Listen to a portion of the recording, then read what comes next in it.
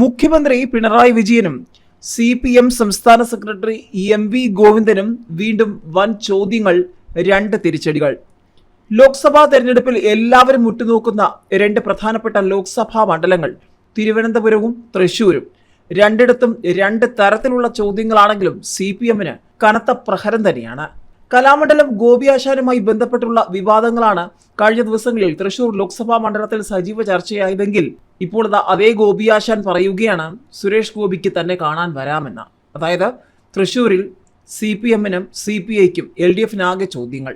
മറുവശത്ത് തിരുവനന്തപുരത്ത് ലോക്സഭാ സ്ഥാനാർത്ഥി രാജീവ് ചന്ദ്രശേഖർ, EP ജയരാജൻ മുൻപ് സജീവ ചർച്ചയായ വിഷയങ്ങൾ ഇപ്പോൾ EP ചിലതൊക്കെ തുറന്ന് സമ്മതിച്ചിരിക്കുകയാണ്. അതോടെ അവിടെയും CPMന് ചോദ്യങ്ങൾ, തിരുവനന്തപുരത്ത് CPIക്ക് ചോദ്യങ്ങൾ. ഏതായാലും ഒന്നല്ല രണ്ട് തിരിച്ചടികൾ ഒരുമിച്ചെന്ന് പറയേണ്ടി വരും. സുരേഷ് ഗോപിക്ക് തന്നെ കാണാനോ വീട്ടിലേക്ക് വരാനോ ആരുടെയും അനുവാദം വേണ്ട, സ്വാഗതമെന്ന് ഒടുവിൽ കലാമണ്ഡല ഗോപി ആശാൻ പറഞ്ഞതോടെ എട്ടിന്റെ പണിയാണ് സഖാക്കന്മാർക്ക് കിട്ടിയിരിക്കുന്നത്. NDA സ്ഥാനാർത്ഥിയും നടനുമായ സുരേഷ് ഗോപിക്ക് എന്നെ കാണാൻ ആരുടെയും അനുവാദം വേണ്ടെന്നും എപ്പോഴും സ്വാഗതമെന്നും കഥകളി ആചാര്യൻ കലാമണ്ഡലം ഗോപി. സന്ദർശനവുമായി ബന്ധപ്പെട്ട വിവാദത്തിനിടെയാണ് കലാമണ്ഡലം ഗോപി സമൂഹ മാധ്യമത്തിൽ നിലപാട് വ്യക്തമാക്കിയത്. സുരേഷ് ഗോപിയും കലാമണ്ഡലം ഗോപിയായ ഞാനും വളരെ കാലമായി സ്നേഹബന്ധം പുലർത്തി പോരുന്നവരാണ്. സുരേഷ് ഗോപിക്ക് എന്നെ കാണാനോ എന്റെ വീട്ടിലേക്ക് വരാനോ ആരുടെയും അനുവാദം നോക്കേണ്ടതില്ല എന്നും എപ്പോഴും സ്വാഗതം. അതുപോലെ എന്നെ സ്നേഹിക്കുന്നവർക്ക് എന്നെ കാണാൻ എപ്പോഴും വരാമെന്നാണ് കലാമണ്ഡലം ഗോപി കുറിപ്പിൽ വ്യക്തമാക്കിയത്. കലാമണ്ഡലം ഗോപിയുടെ അനുഗ്രഹം തേടാൻ സുരേഷ് ഗോപി വീട്ടിലേക്ക് വരാൻ ആഗ്രഹിക്കുന്നതായി പ്രശസ്ത ഡോക്ടർ വിളിച്ചു പറഞ്ഞെന്നും വരേണ്ടെന്ന് പറഞ്ഞപ്പോൾ ആശാന് പത്മഭൂഷൺ കിട്ടണ്ടേ എന്ന് ചോദിച്ചെന്നും ഗോപിയുടെ മകൻ രഘു ഗുരുകൃപ സമൂഹ മാധ്യമത്തിൽ എഴുതിയത് വൻ ചർച്ചയായിരുന്നു. അങ്ങനെ എനിക്ക് പത്മഭൂഷൺ വേണ്ട എന്ന് കലാമണ്ഡലം ഗോപി മറുപടി നൽകിയെന്നും ആ ഗോപിയല്ല ഈ ഗോപി എന്ന് മനസ്സിലാക്കണമെന്നും രഘു പറഞ്ഞു.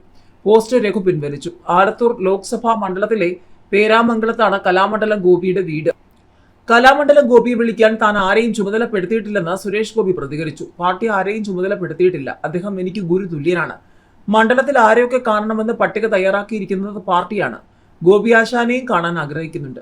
കുത്തിത്തിരിപ്പുണ്ടാക്കിയില്ലെങ്കിൽ കലാമണ്ഡലം ഗോപി ആശാനെ ഇനിയും കാണാൻ ശ്രമിക്കും. അദ്ദേഹം അനുവദിക്കുന്നില്ലെങ്കിൽ അദ്ദേഹത്തെ മനസ്സിൽ സങ്കല്പിച്ച് ഗുരുദക്ഷിണ ഗുരുക്കന്മാരുടെ ഗുരുവായൂരപ്പന് മുൻപിൽ സമർപ്പിക്കുമെന്നും സുരേഷ് ഗോപി പറഞ്ഞിരുന്നു. ഇതിനിടെയാണ് വൈദേഹത്തിൽ ഭാര്യയ്ക്ക് ഓഹരിയുണ്ടെന്നും അതിലെന്താണ് തെറ്റെന്നും നിഷേധിക്കാതെ EP ജയരാജൻ രംഗത്ത് വന്നിരിക്കുന്നത്. വൈദേഹം നിരാമയ ബന്ധം നിഷേധിക്കാതെ LDF കൺവീനർ EP ജയരാജൻ. വൈദേഹത്തിൽ തന്റെ ഭാര്യയ്ക്ക് ഓഹരിയുണ്ട്, അതിലെന്താണ് തെറ്റ്? ഓഹരി വിൽക്കാൻ തന്റെ ഭാര്യ ശ്രമിക്കുകയാണ്. കേന്ദ്രമന്ത്രി രാജീവ് ചന്ദ്രശേഖരന്റെ ഭാര്യയ്ക്ക് നിരാമയയിൽ ഓഹരിയുണ്ടോ എന്ന് അറിയില്ലെന്നും രാജീവ് ചന്ദ്രശേഖരന്റെ കൂടെ ഇരിക്കുന്ന തന്റെ ഭാര്യയുടെ പടം ഓഫ് ചെയ്തെന്നും EP പറഞ്ഞു. പ്രതിപക്ഷ നേതാവ് VD സതീശൻ പുനർജനി പദ്ധതിക്ക് പിരിച്ച പണം കൊണ്ട് വീടുകൾ നിർമ്മിച്ചില്ല. സതീശൻ നൽകിയ വീടുകൾ പലതും സ്പോൺസർമാരുടെ സംഭാവനയെന്നും EP ജയരാജനും ആരോപിച്ചു.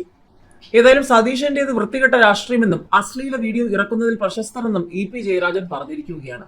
പ്രതിപക്ഷ നേതാവ് VD സതീശനെതിരെ ഗുരുതര ആരോപണങ്ങളുമായാണ് LDF കൺവീനർ EP ജയരാജൻ രംഗത്ത് വന്നിരിക്കുന്നത്. VD സതീശന്റേത് വൃത്തികെട്ട രാഷ്ട്രീയമാണെന്നും അശ്ലീല വീഡിയോ ഇറക്കുന്നതിൽ സതീശൻ പ്രശസ്തനാണെന്നും ജയരാജൻ ആരോപിച്ചു. തൃക്കാക്കരയിലെ LDF സ്ഥാനാർത്ഥിക്കെതിരെ അശ്ലീല വീഡിയോ ഇറക്കിയതിന് പിന്നിൽ സതീശനായിരുന്നു. അശ്ലീല വീഡിയോ ഉപയോഗിച്ച് രാഷ്ട്രീയ പ്രവർത്തനം നടത്തുന്ന വൃത്തികെട്ട രാഷ്ട്രീയത്തിന്റെ ഉടമയാണ് സതീശൻ.